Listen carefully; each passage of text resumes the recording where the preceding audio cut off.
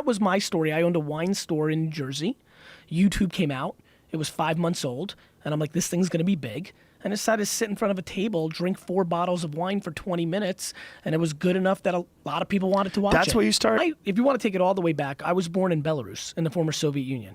So I have a very immigrant story. Came to the States in '78, lived in a studio apartment, half the size of this studio, with 8 family members. My dad got a job as a stock boy in a liquor store for $2 an hour in New Jersey. Wow. Then my dad owned a small liquor store eventually in Springfield, New Jersey, dragged my ass in. I hated it. And I, at 16 years old, spent every minute of my life trying to become the foremost expert in wine. I would go into like science class junior year and not give a fuck about Saturn and would just sit there and read the Wine Spectator and decide I was going to be the greatest wine retailer of all time.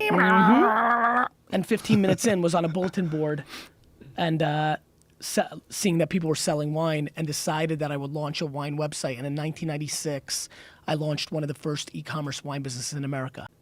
And that became my first foray into using technology to grow very quickly. If you go back and understand the brands, the media companies, the personalities, what happened in that decade, then you can start making bets on understanding, oh, wait a minute, if the phone's the television, then Facebook and Twitter and Instagram are ABC, NBC, and CBS. Shouldn't I become Bob Hope and Lucille Ball? Because if you go back and read, a lot of the radio stars didn't go to television because they disrespected the medium.